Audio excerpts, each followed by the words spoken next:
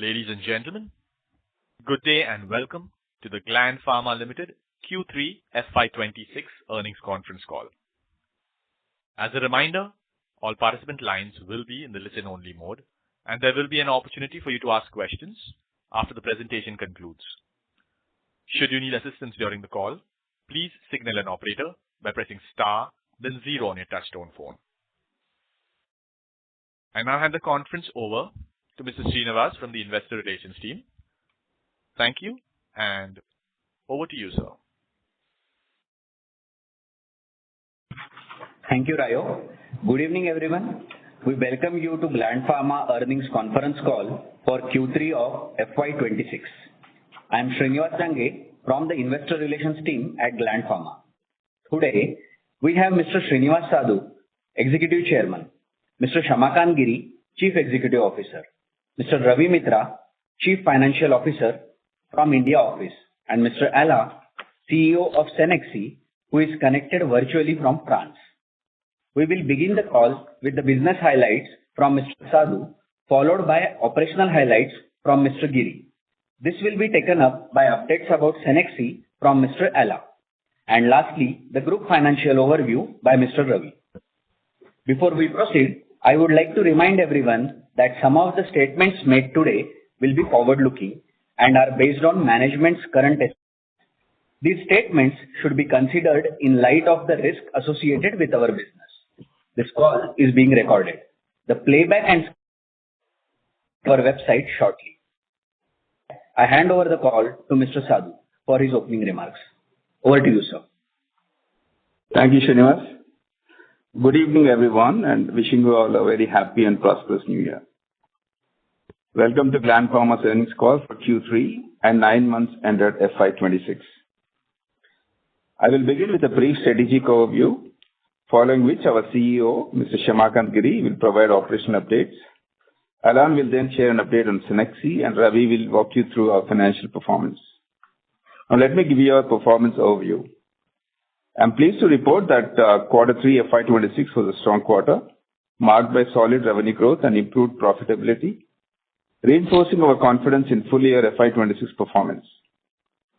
During the quarter, revenues grew by 22% year-on-year to rupees 16,954 million, with broad-based growth across businesses, including Cenexi.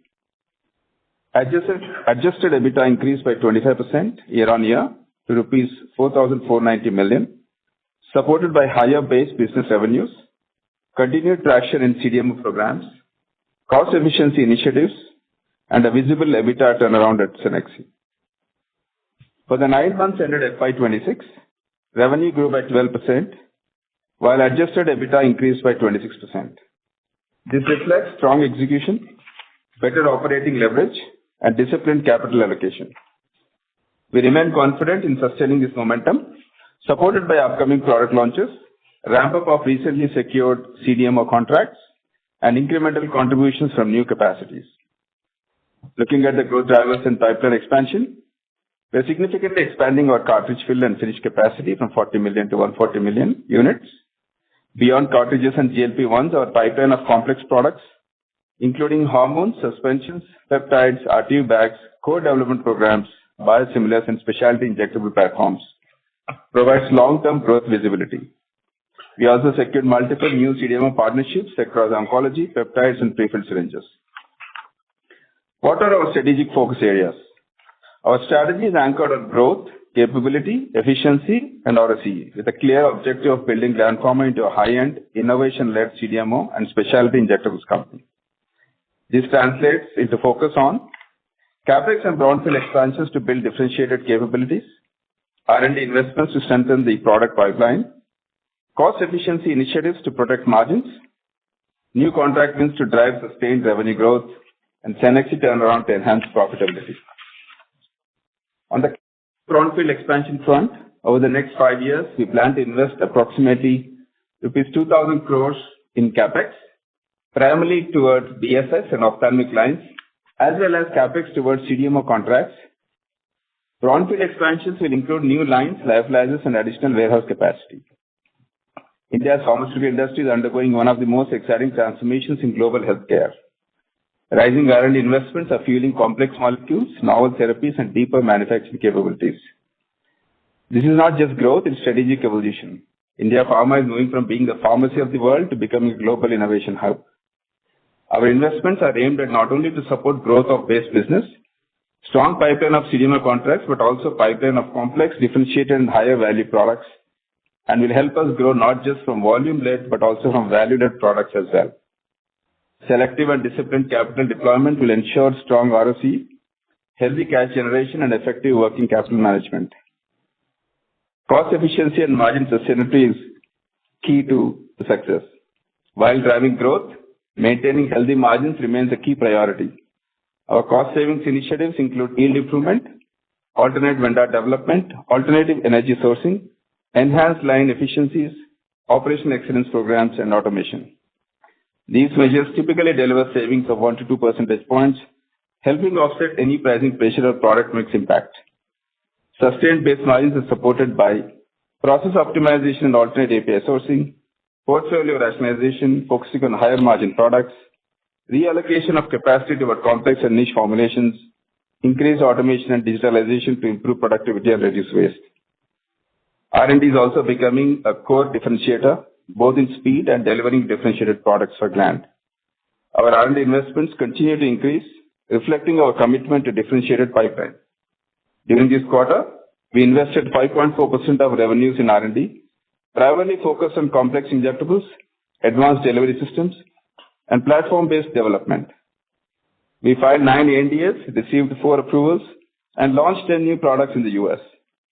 Our RTU bag portfolio continues to scale, with 20 products filed, 16 approved, and 13 under development, addressing an estimated market opportunity of $685 million.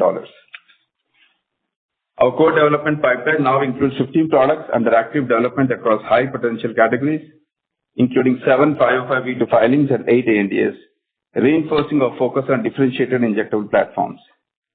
There are new contract wins during the quarter. Long-term growth is being driven through new superior and technically differentiated CDMO contracts with large pharma companies, in-licensing opportunities for complex products, and expansion beyond traditional B2B models. We have entered into a few long-term CDMO contracts for already commercialized products. While these require dedicated lines, it can add revenues over the medium term with durable revenue visibility. In the GLP-1 and CAR-T segment, newer partnerships are getting added, further strengthening our medium to long-term growth outlook. I am pleased to inform you that our partner has received approval for liraglutide in the US, and we are ready for the US launch in this quarter. On Cenexi turnaround update, Cenexi delivered revenues of €50 million and EBITDA of €1 million during the quarter, in line with our guidance. Performance improved through focused capacity debottlenecking, contract repricing to account for inflation, workforce optimization, higher utilization, and deeper operational integration with Gland. We continue to see steady progress in stabilizing the business and building a foundation for profitable growth, with additional synergies expected over the coming quarters. We expect Cenexi to remain on a growth trajectory through the mid to long term. The overarching objective of these initiatives is to enhance not just scale, but also the quality of earnings and capital productivity, ensuring sustainable value creation for shareholders. Our strategic direction remains clear: to build Gland Pharma into a global innovation-led injectable and CDMO company that consistently delivers revenue growth, margin expansion, and superior capital efficiency. Thank you for your continued trust and support. I will now invite our CEO, Mr. Shyamakant Giri, to share his perspective on the operational and business performance. Thank you, Mr. Sadhu. Good evening, everyone, and my best wishes for the new year. Thank you for joining us today. This was a strong quarter, with 22% revenue growth and solid profitability. Adjusted EBITDA margins were 26% and adjusted PAT margins 16%. Growth was broad-based, with strong results in both Gland's core business and Cenexi, where we met our near-term quarterly sales target of €50 million. In Q3 FY26, we posted robust growth in the regulated market. Revenue rose 19% in the US and 54% in Europe, driven partly by 39% top-line growth at Cenexi. Given this momentum, we are confident we can maintain full-year FY26 growth. Let me now walk you through our consolidated performance. In Q3 FY26, consolidated revenue was INR 16,954 million, up 22% year-on-year. Consolidated adjusted EBITDA grew 25% to INR 4,490 million, supported by Cenexi reaching break-even. Consolidated EBITDA margin was 26%. Our year-to-date numbers show strong progress. For the first 9 months of FY26, consolidated revenue reached INR 46,879 million, up 12% over 9-month FY25. Adjusted EBITDA was INR 11,582 million, with margins up to 25% from 22% last year, driven by better base business performance and Cenexi turnaround. I will now highlight the performance of our base business and Gland, excluding Cenexi, before detailing performance by each key market segment. The US market, we launched 9 molecules in Q3 FY26, including argatroban, acetazolamide, and doxycycline. US revenue grew 16% year-on-year, INR 8,290 million in Q3, and reached INR 23,446 million for 9 months FY26. In other regulated markets like Europe, Canada, Australia, and New Zealand, they generated INR 881 million in Q3 FY26, reflecting a 16% year-on-year increase. For the 9 months ended FY26, revenues from this market reached INR 2,454 million, marking a 17% year-on-year rise. In the ROW market, it grew by 12%, contributing to INR 1,876 million in Q3 FY26. In ROW, own product revenue grew 7%, while tech transfer and CMO revenues increased 44%. For 9 months FY26, RO revenues were INR 5,444 million, up 5%. India generated revenues of INR 744 million in Q3 FY26, up 32% year-on-year. For 9 months FY26, India business revenues were INR 2,002 million, which is 6% of the total base revenues. Cenexi delivered a strong performance. Quarterly revenues were euro 50 million, up 21% in constant currency. For 9 months FY26, Cenexi revenue rose to euro 138 million from euro 121 million last year, a 14% constant currency increase. This performance reflects disciplined execution over the past year, including higher capacity utilization, contract renegotiations, workforce rationalization, new product ramp-ups, and stronger integration with Gland in business development, tech transfer, and shared functions. With several strategic initiatives underway, including expanding the ampule line at Fontenay and adding a vial and a combo lines at BLA, we are confident in Cenexi's medium and long-term growth despite inherent quarter-to-quarter fluctuations.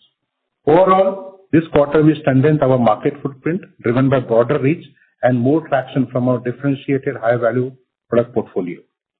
Our commitment to quality and regulatory compliance is unwavering, and so is the strong cost discipline and operational efficiency. We remain focused on building capabilities through organic and inorganic investments, talent development, and leadership.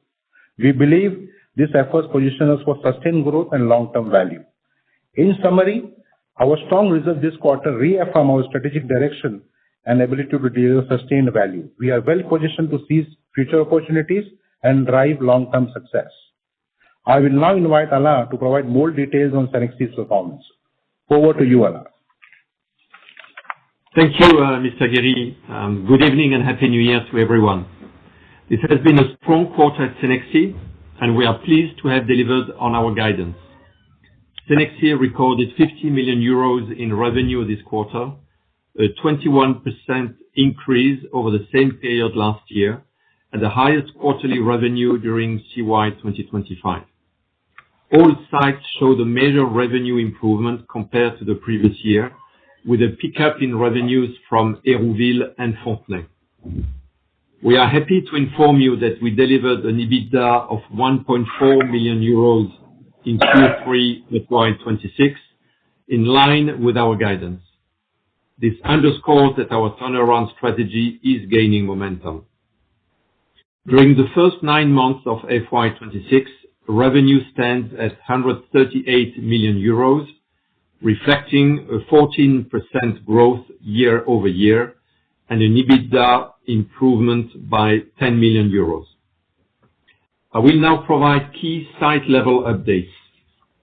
First, at Fontenay, we are investing in a new high-capacity ampoule line, adding 30 million in capacity by 2027.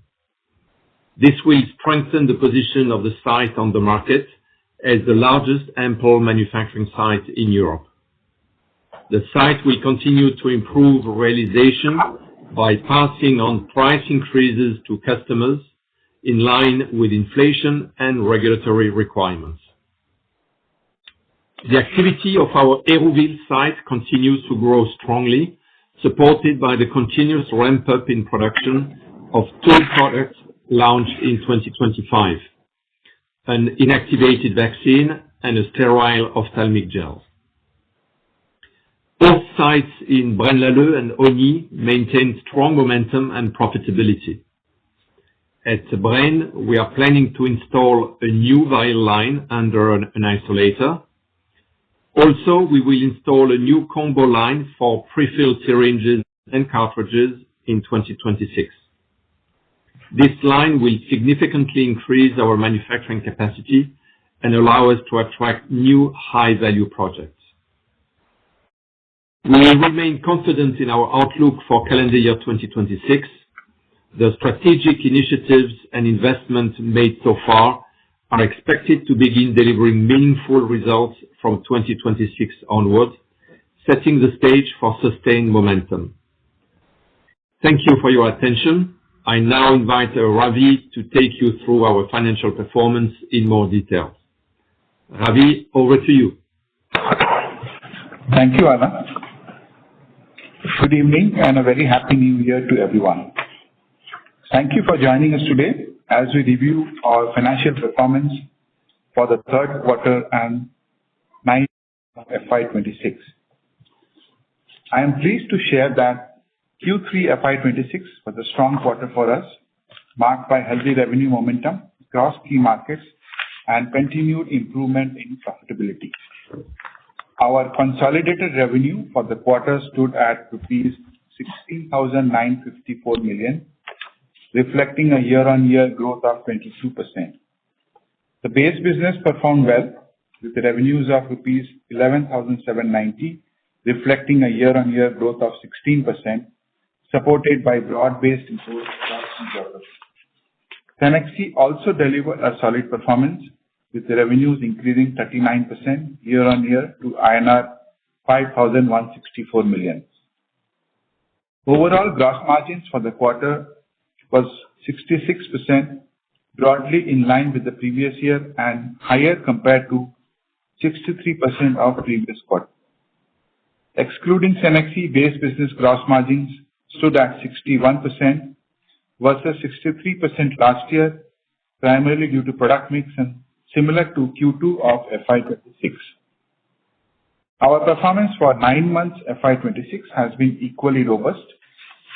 Consolidated revenue for the 9-month period reached rupees 46,879 million, a year-on-year increase of 12%.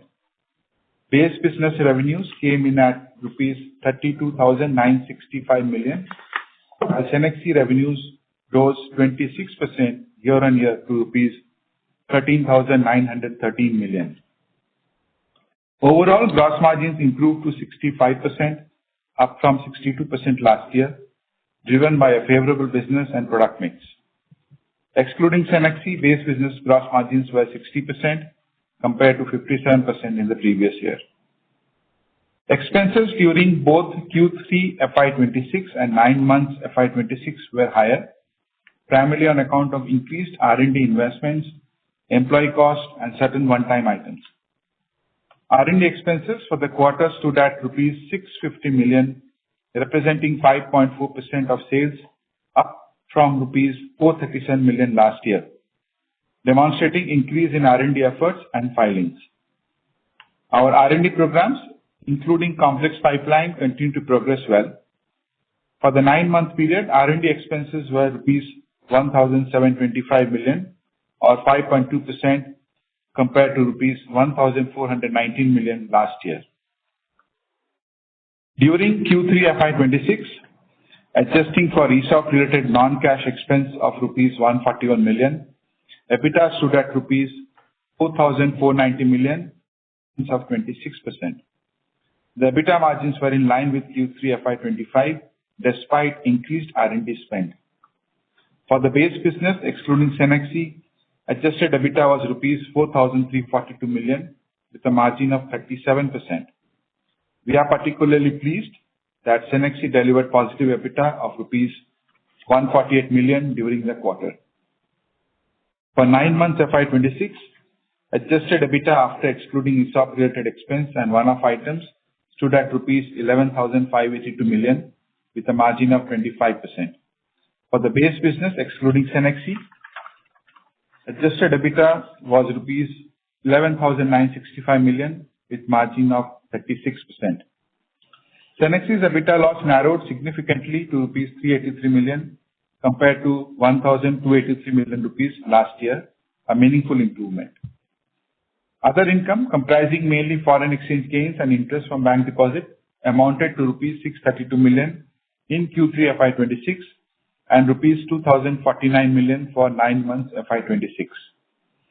After adjusting for an exceptional wage code-related impact of rupees 243 million and its consequent tax effects, net profit for the quarter stood at rupees 2,797 million, translating to adjusted PAT margin of 16% against 15% in Q3 FY25. Adjusted net profit for 9 months FY26 came in at rupees 6,789 million rupees with margin of 14% compared to 12% last year. On a standalone basis, our effective tax rate for the quarter was 25%. As of December 31st, 2025, total cash and equivalents at the group level were rupees 30,525 million, including non-callable deposit of rupees 3,960 million. External debt at the Cenexi level stood at rupees 3,363 million. Cash flow from operation was rupees 337 million for the Q3 FY26 and rupees 6,269 million for 9 months FY26. Our cash conversion cycle averaged 166 days for the first 9 months, an improvement from 172 days at the end of FY25, largely driven by better inventory and receivable management. Total capex during the first 9 months of FY26 amounted to rupees 3,566 million, primarily directed towards new projects at Cenexi, capacity and capability upgrades at our India facility, and regular maintenance capex. For this full year FY26, capex for the base business is expected to be around rupees 2,500 million and euro 25 million at Cenexi. With that, I would now request to open the line for questions. Thank you. Thank you very much. We will now begin the question and answer session. Anyone who wishes to ask questions may press star and 1 on the touchtone telephone. If you wish to remove yourself from the question queue, you may press star and 2. Participants are requested to use handsets while asking questions. Ladies and gentlemen, we will wait for a moment while the question queue assembles.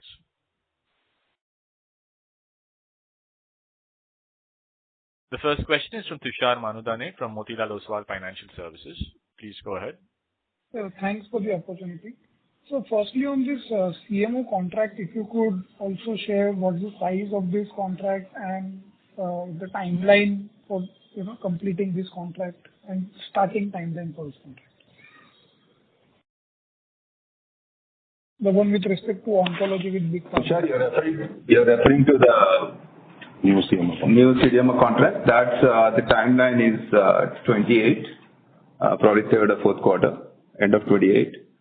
And that the expected revenue is around 25-30 million per year. USD 25 to 30 million per year, starting end 28. Correct? Yeah, correct. Yes. So this would require certain capex from our side, and which is why this contract timing is end of 28. Yes. So it's a dedicated, it's a complex product. So we have to create some dedicated compounding area for this product. So that's why we need this time, and then the tech transfer And then the variation filing, it's a commercial product in Europe and many countries. So the variation filing has to happen in Europe, several countries. So that's why the commercialization happened in third or fourth quarter of 28. And how much capex would you be requiring for this project? About 80 crores. Got it, sir. So just secondly on, if you could also share US-Europe constant currency growth for the quarter on a year-on-year basis.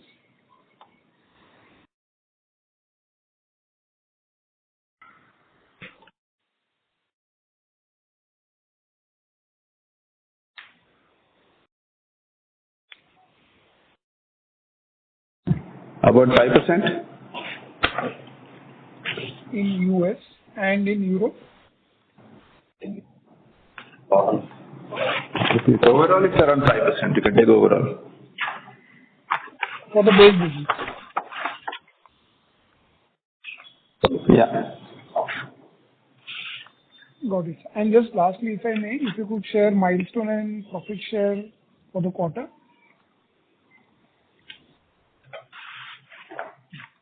Profit share is around 9% and the milestone around 7%.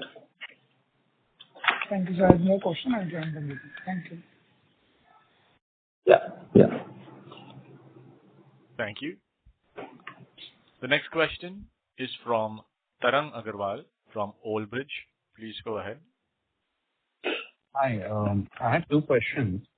One, if you could give us a sense on how the Cenexi trajectory should play out going forward from here on. And second, in your initial address, you did call out about investing 2,000 crores. If you could give more color in terms of what is the timeline within which you're looking at investing at, the approval timelines and kind of, asset turns that you would look out of these investments, given that it's going to be a mix of both volume as well as value. Thanks.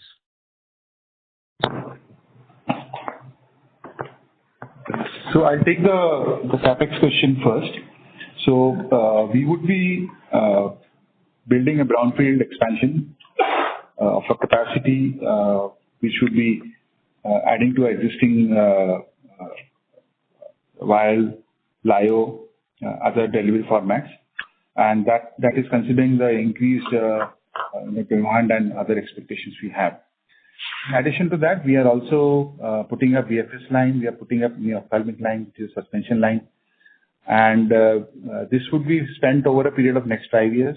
So next year, our capex should be around more than 400 crores, and asset turn should be more than around 3x, considering the high value business we are expecting in this new facility. On the Cenexi question, yeah, go ahead. Yeah, just to follow up on this, I mean, what is driving this kind of confidence? I mean, from the point of view of customers, you did call out demand, you did call out India being an innovation hub. So if you could just elaborate in terms of the structure of the industry, whether it's a sizable portion now, from the point of view of where your gross block is today and the kind of investment that you're committing. So one is on the ophthalmic side. The current capacity, we have almost, we're not able to cater to actually the demand. And we have several products under approval stage and we need additional capacity. Ophthalmic line, which also has capability of suspensions. Today, we don't have ophthalmic line with suspension capability. So that's a need. There are several key products in that space. So that's one line we're investing into. The BFS, there are some specialty products on blow-filled syringe technology, which we want to get into. And we also see in the market, in several markets, the 3Ps is also moving to BFS technology. And currently, we only have a 3Ps line, and we're not able to cater to the ROW business because of lack of this BFS technology also. So as an injectable company, you need that technology, and also the way the market is moving, we need to be ahead of the curve. So that's one of the reasons we want to invest into BFS. But there are also several, we have done some co-dev projects we're doing, which falls under BFS, which are under specialty category. So, that's the other one. In terms of additional capacities, we are running out, I would say next 1.5 years, we'll be running out of lyo capacities. If you see the growth coming from our, if you look at last few quarters growth, the volume growth is larger. Even last quarter, if you see volume growth is almost 19% in the US. So, while the prices drop. So we are aggressively looking at, while we have reduced our costs internally, we have become more efficient. So we are utilizing that gain to get more contracts in the US. And that's why we did mention in our last couple of quarters that we worked on efficiencies, we got on our cost down, and that's why we're able to win a lot of contracts and GPO contracts in the US. And the supply started from this quarter. So the volumes are higher, so we need those capacities as well. So it as it is, and also the fourth aspect is the CDMO contracts, which are entering. Some contracts are backed by commercial quantities, where the players are entering into different segments and trying to move the commercial products to our sites. So we need to invest into that as well. So there's a lot more focus on the CDMO contracts last 12 to 18 months. So that business we're trying to grow substantially. But not into me too generic kind of products, more complex specialty kind of products. And also focusing on commercialized products where the revenues are, you have clear visibility on revenues in next 2 to 3 years, with worst case take-or-pay agreements, I would say.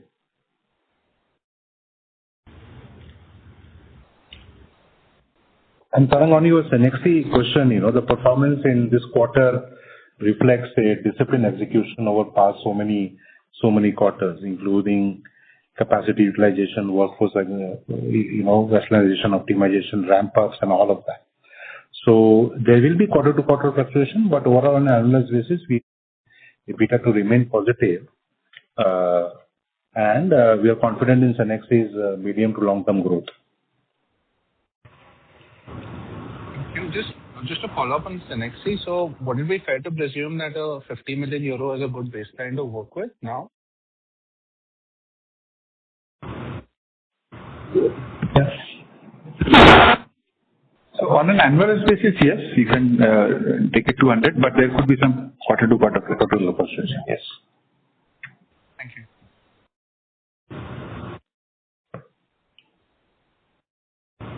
Thank you. The next question is from Neha Manpuria from Bank of America. Please go ahead. Yeah, thanks for taking my question. My first question is again on the capex number. The 2,000 crores that we had mentioned, how much of this would be for Cenexi versus the base business? This is for base business, Neha. Okay. So that means we're nearly doubling the gross block, or nearly doubling the gross block in, once this capex is completed. Yeah, that's correct. Yeah. Okay. And what would be the average utilization of the existing capacity that we have? And, at what point do you think, capacity becomes a constraint for growth? I mean, how soon do we need to get this capacity up and running to maintain, the mid-teen growth that you've guided to?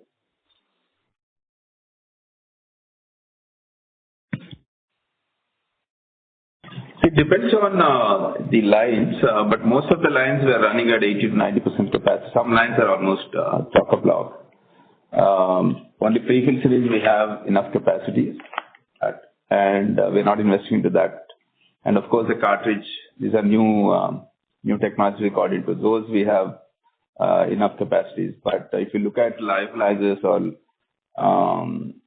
liquid vials, and also, I think those are almost, we're running at, most of the lines are at 90% capacity, a few lines at 40-50%. So at least for next 2 years, we need to invest into additional capacity. So this 2,000 crores will be spread across next few years. Understood. My second question is on, the overall guidance. I think we had mentioned a mid-teen guidance. I think we're tracking it about 12%. And there was hope of a large product launched by a partner in the US, which seems to have been delayed.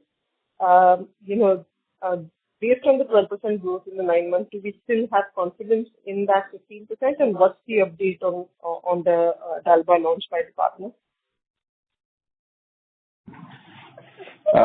Good thing is that approval in 6 countries in Europe. So we launched in December in 6 of the European countries. So more countries gets launched out of US. US we have a goal date in February. So hopefully we're just waiting for an approval. So they needed additional data which was submitted this month in January. So we should be able to get some.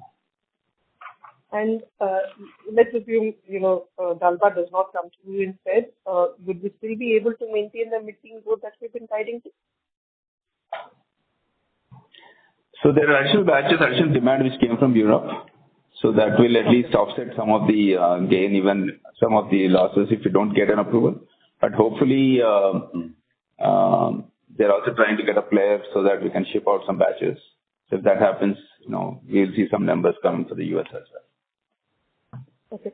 And how should we think about the growth from here for FY27, for the base business? Cenexi, like you mentioned, it's, to the 200 million euro base, which we should grow on. But for the base business, what's the, growth? Because even for Europe, if we see the CMO contract is ramping up much lower than what we would have expected. So is it possible for us to maintain this mid-teen growth, going, or should we see this growth momentum possibly improve, given the investments we're making? I think overall, as a company, we should be growing at 12-13%. At least that's the minimum confidence we have. And if these CMS get faster approval in Europe, where the variation filing is happening, and if you get that earlier than anticipated, so we thought at least in second half of this year we should get some quantities. If that happens, it will be a bit more. But I think 13%, 12-13% is I think the best bet. The CMS approval is expected this year in fiscal 26, right? The remaining 2 months. That's a meaningful business. The variation filing is happening in different countries in Europe. So approval is expected in 6 months. If that happens, then it could be a little higher. Yeah. Okay. All right. Thank you so much. Yeah. Thank you. Next question is from Ashish from Leo Capital. Please go ahead. By when do we expect the 140 million pen cartridge capacity for GLP-1 to be operational? And what sort of orders from customers or commitments do we have on it? So first and foremost, let me take this. 140 million is a fungible capacity. It has both cartridges and vials. Number one. Number two, we have launched our first GLP in Canada last quarter, liraglutide, and there's a US approval coming through. Already approved in the US. Launched in January. We launched in January already in the US. We are contracted 2 to 3 more GLP players, and there is a pipeline of around 6 to 7 players more to be contracted. From an FY, and we are also looking beyond the GLPs, for this cartridge line, like insulins and insulin analogs. So we are in talks with one of a very important big insulin players for the capacity that we have. So overall, looking at things, we can look at in FY27 around 15 to 20 million utilization. It will take some time for us to completely utilize 140. Okay, but this is what the visibility is as of now. Okay. So as of now, the capacity is 40 million, just to be clear, and then 100 million is getting added this year. Right. But the idea is not, you're going to fill up the line with GLP-1 in near term. The idea is to have these capacities ready because of the contract what we have. In the meantime, and that's the reason why we have a fungible line where we can fill vials and cartridges in one line, syringes and cartridges in the other line. So you can utilize for other products also. But I think the 40 million probably will fill up faster because of the insulin discussions what we're having with the partners. Got it. Would you say capacities for fill and finish on the pen cartridge side are in shortage right now, and there is significant capacity build out ahead of the patent expiry? It depends how the market pans out, right? I mean, if it really pans out like what they're saying, there's not enough capacity, but we also need to see how the molecules will pan out. So our at least next 3-4 years forecast, we are not considering too much of GLP-1, because one is of course the patent situation and also the other, how the pricing will pan out. So the numbers, what we are projecting is very minimum revenue numbers we're allocating to GLP-1. If it really happens like the market is saying, then it will be additional numbers what we could get to in addition to the guidance what we are giving. Got it. Thank you for taking my question. Yeah. Thank you. The next question is from Bino Patiparampil from Elara Capital. Please go ahead. Hi, good evening. So, partly answered my question, but just wanted to know, have you already tied up some semaglutide contracts for FY27 within your capacity, or is it all liraglutide as of now? No, we have signed up with several semaglutide generics also. Yeah, even that we have signed up. So, including semaglutide, you're saying only about 30 million of your 40 million capacity will be utilized in FY27.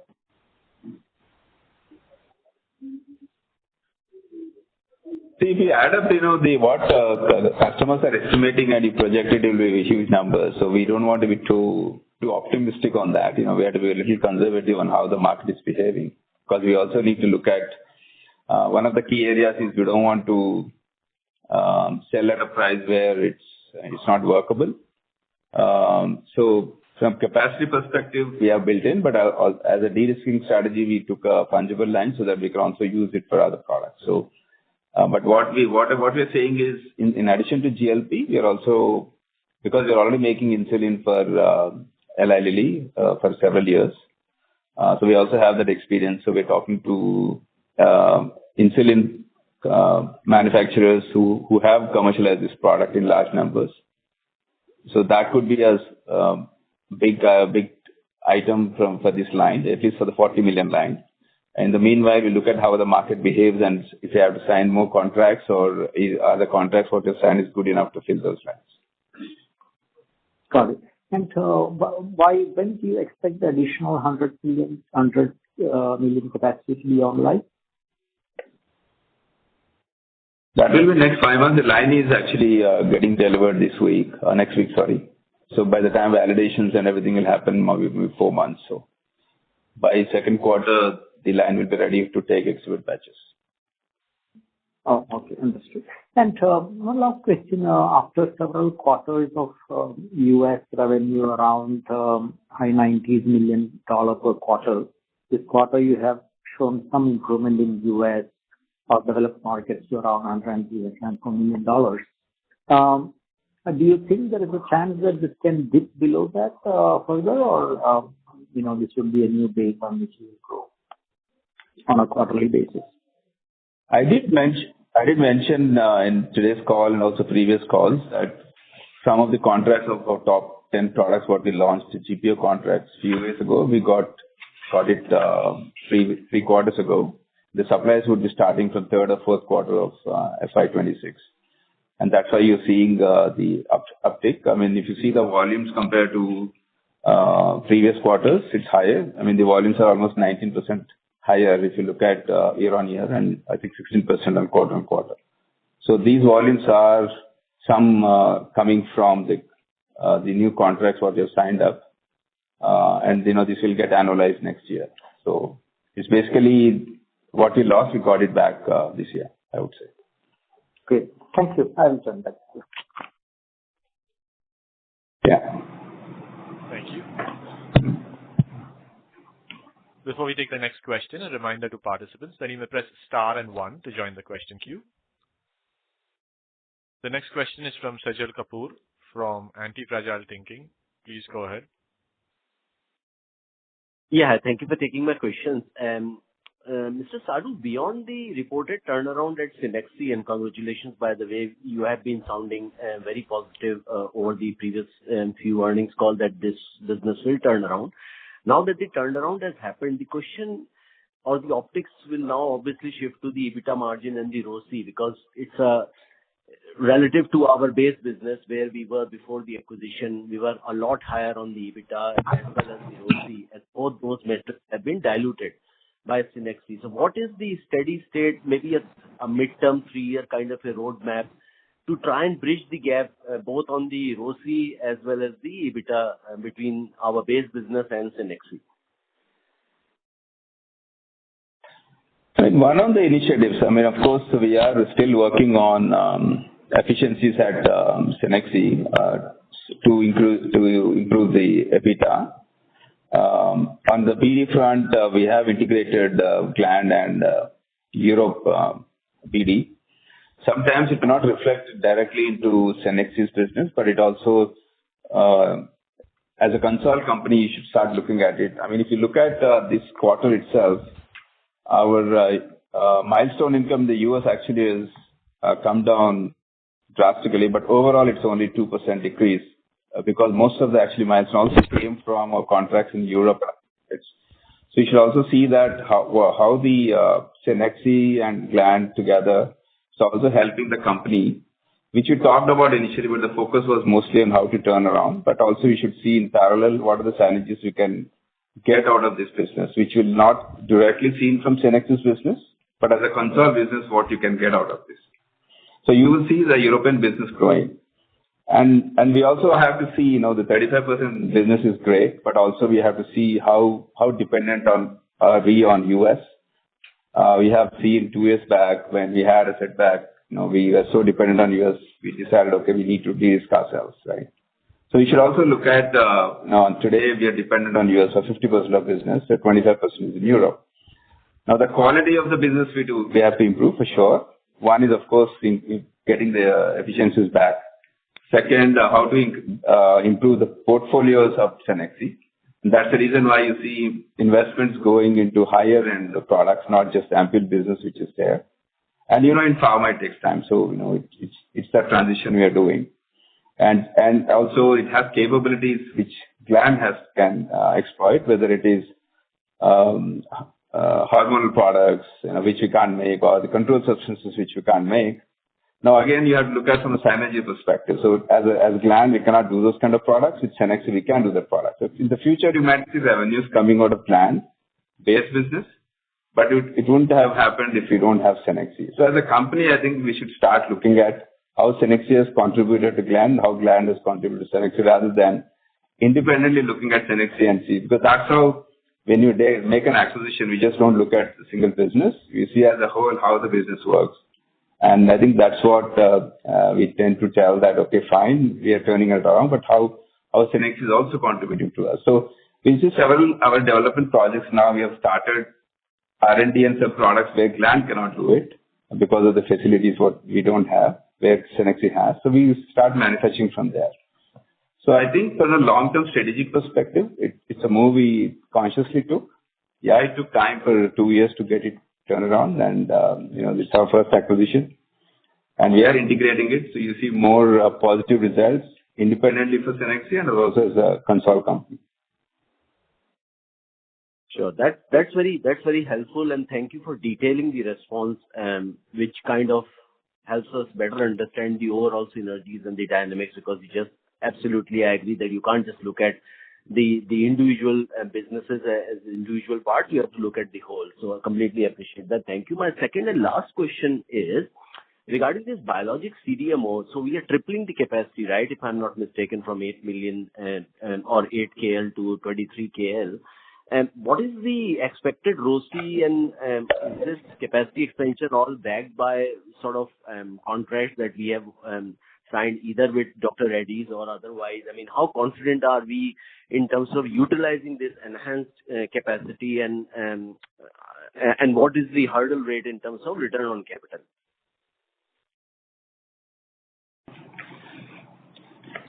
So this is a greenfield. We'll be building this capacity in Shamirpet beside our existing aged care. So we are in a stage where we don't have, because in typical CDMO business, you have to build the capacity and then, sign the contracts. But we are in active discussion with some players for the products there. So at this point of time, we'll not be able to put a number to that. But our hurdle rate for any investment is, of course, 20% IRR. So that we keep in mind when we make our internal investment projections. That's helpful. Thank you so much, and all the very best. Thank you. Thank you. The next question is from Sayon from Nomura. Please go ahead. Yeah, hi, good evening, and thanks for taking my question. Ravi, in case of, the ESOP charges that you take, how should we think about this year, next year, and will it sort of come down going forward? So current quarter is 14 crores, and typically it would go down for this grant as we see next year. And of course, this ESOP started from middle of Q1. So full year, if you annualize, it will be a little higher than this year's cost. But and then it's not the full ESOP scheme, so we may have future grants also given. In that case, the cost may go up. So we'll not be able to exactly quantify what's going to be the ESOP cost next year. But typically, we have where the vesting is over a period of 3 years. So it gets distributed over a period of 3 years, any new grants. Okay. And also this 15 to 20 million that you mentioned about utilization for the new cartridge line for fiscal 27, how should we think about in 28, if you have any visibility around that?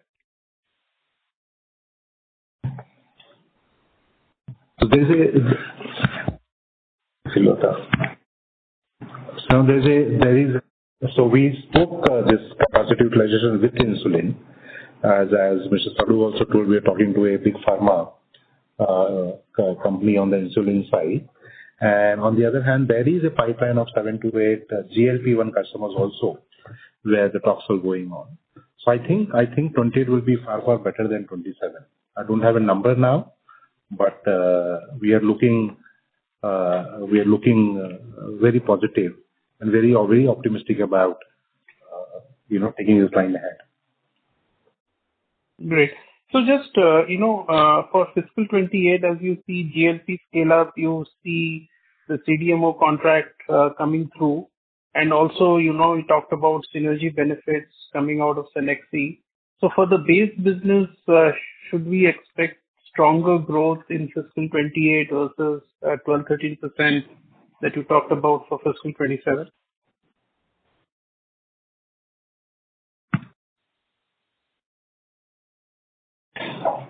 So we are looking at 15% CAGR 5 years as a company, other than the inorganic what we might do in next few years. As organic, we look at 15% CAGR for 5 years. Okay. And just one question, if I can ask, regarding the synergy from Cenexi now since it's stabilizing, how should we think about that? I mean, if you can give some color on the kind of discussion you are having that the base business can get impacted, and the trajectory around that, like I would assume, these things take time. So is there a point where you see inflection happening on account of Cenexi, the synergy benefits for the base business? So as Mr. Sadhu said, we have integrated the BD, which means we have a lot of customers who wanted to make in Europe. This integrated BD team will cross-sell each other's capacity. This is one part of it. The second part of it is also we will have full year of line G, which is a high-speed line that we installed last year. Okay, we are also installing another high-speed line there. We have seen ramp up in HSC of the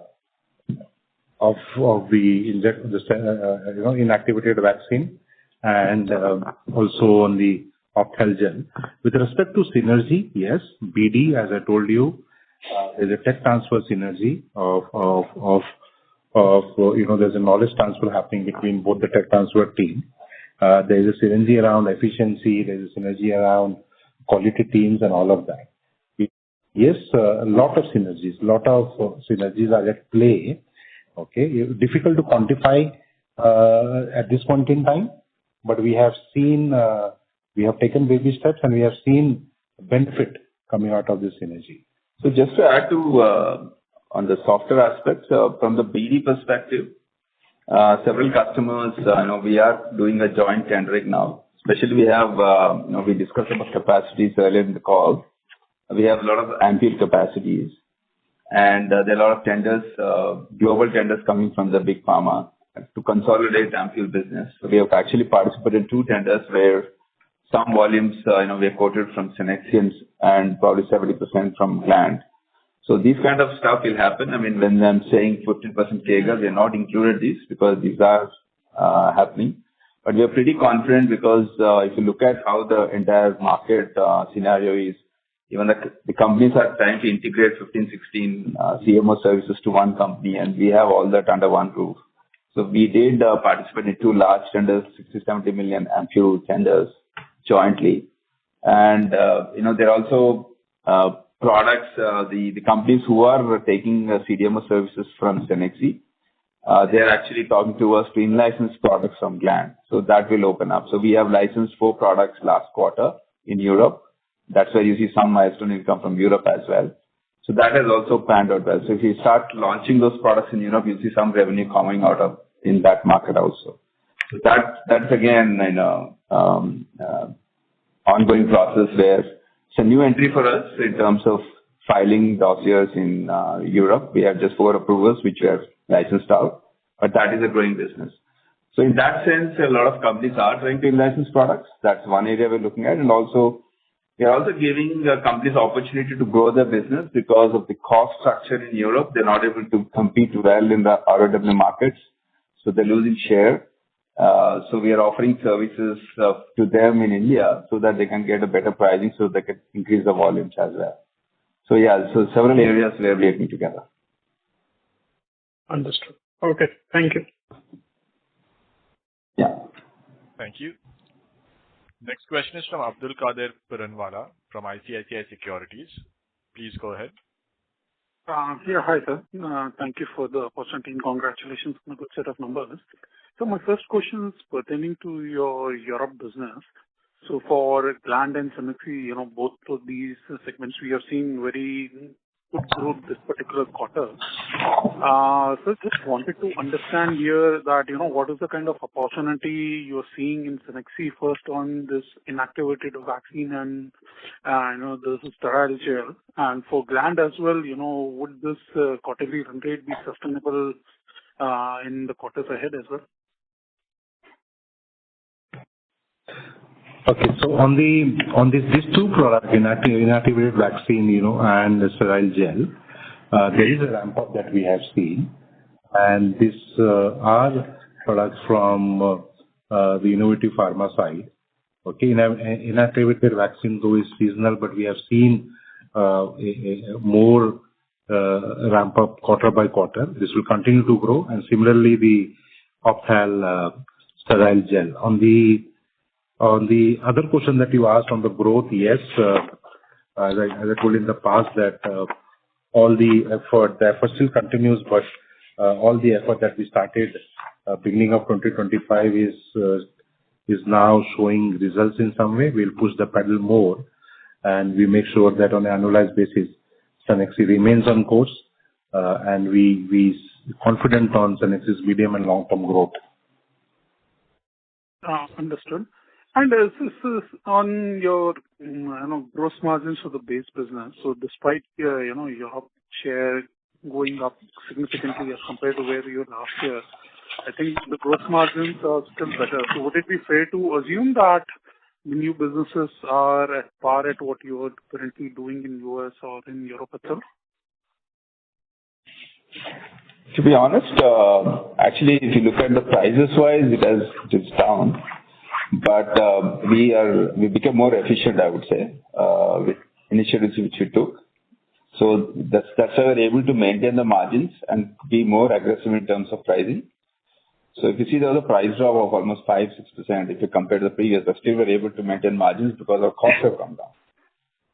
And that's why we are seeing more volumes, same margin, but lower pricing. So it kind of nullified that. And that's more only because of the internal efficiency. We came out increasing batch sizes. We have invested. There was question around capex. Actually invested into large capacity tanks, so that will increase the batch size. So some investments have went into that, so that to reduce our costs, and that's what you're seeing now. So basically, it's aggressive pricing, reduce cost internally to be more attractive in terms of market scenario, which gave us volumes also. Okay. And one more on the co-development partnership products. So the 15 products what you have, which will begin in 28.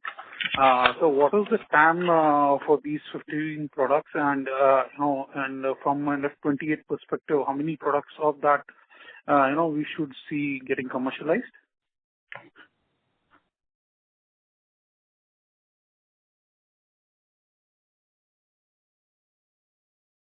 Give me a second now.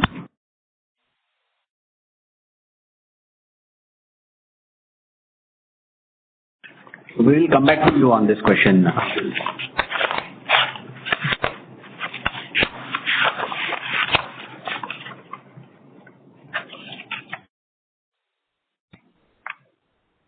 Can you hear?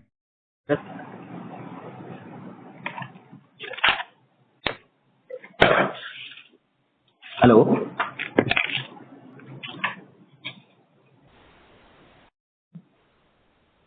Mr. Abdul Qadir, can you hear us? Hello?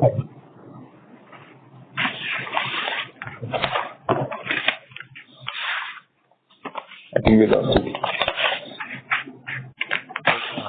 And due to time constraints, we'll have to take that as the last question. I would now like to hand the conference over to the management team for closing comments. Thank you everyone for joining us today. We appreciate your participation in the question and answer session during the call. If you have any follow-up questions, please feel free to reach out to us. We look forward to connecting with you again next quarter. Thank you. Thank you very much. On behalf of Gland Pharma Ltd, that concludes this conference. Thank you for joining us, ladies and gentlemen. You may now disconnect your lines.